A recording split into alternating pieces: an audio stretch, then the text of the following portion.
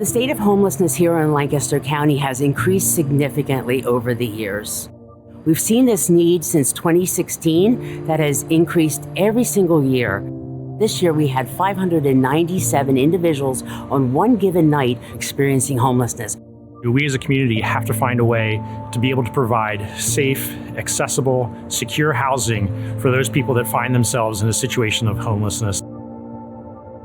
I used to be a public school teacher. I had my own apartment, like my whole life.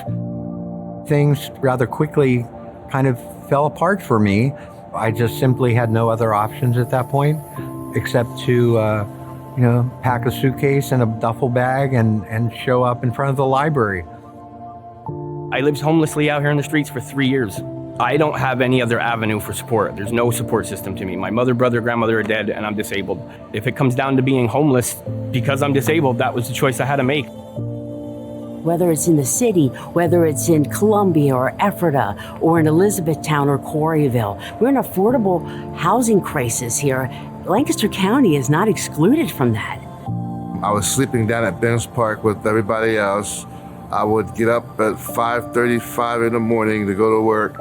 Even though I was working, I still lost my place to live. Lancaster County needs a low-barrier emergency shelter to help individuals who are unsheltered. An 80-bed emergency shelter where people come through the doors as is. Because when we can get people safe and secure, then we can get them working on all the other areas in their lives.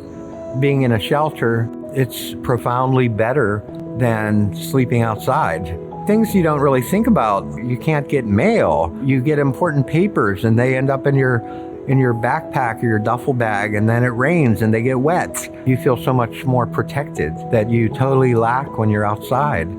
Here's the reality. We cannot do it alone. Community members and neighbors who want to help but may not know how to help. This is how to help. We need individuals, we need businesses, we need organizations and churches to come together to work collectively to make the kind of positive change that we need to see. Honestly, I would give up a spot. There's people all over this city that are disabled, that are veterans, that are females, that have children, and they need a warm, safe environment. Urgency is key when we're trying to address this issue. Not only because of the humanity of the people that are being impacted by it, we're coming up on winter sooner than later, and we're trying to get this project done prior to the real onset of the cold weather. And so we need people to act now, we need to act intentionally, and we need to act with real purpose to make sure that this issue is addressed as quickly as possible.